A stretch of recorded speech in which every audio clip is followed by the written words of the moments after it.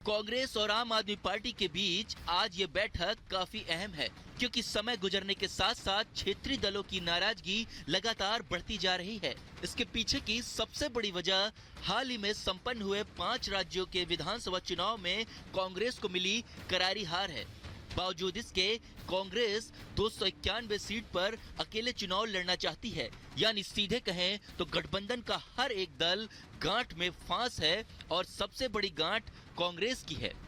SP, TMC, JDU, RJD, DMK आप लचीलापन अपना रहे हैं और आज हमारे लिए चुनाव जितना इम्पोर्टेंट है उतना इम्पोर्टेंट देश बचाना और जनता बचाना भी है।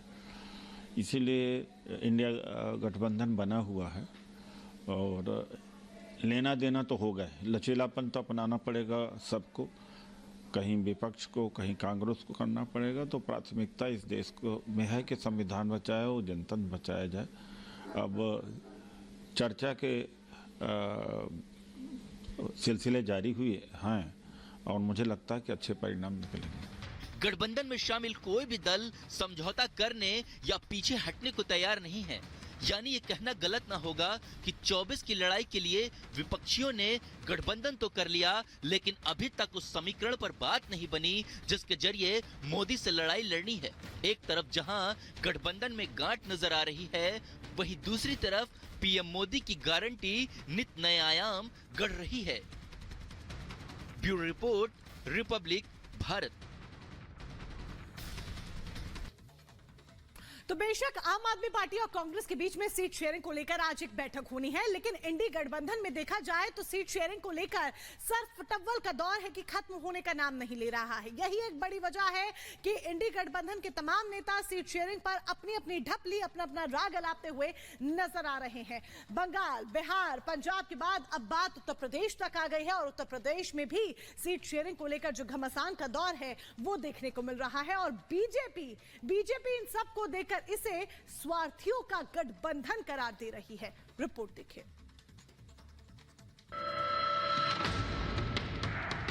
अपने बच्चे ਨੂੰ दुनिया की सब तो छोटी कहानी सुना सकती है, एक थी कांग्रेस। तू ये दसदा भी तू नेशनल पार्टी का चीफ मिनिस्टर है, वो नेशनल पार्टी जिहदी लोक सभा च एक सीट है। पार्टी के अंदर जो हमारे खतरनाक खूनी दरिंदे रहते हैं,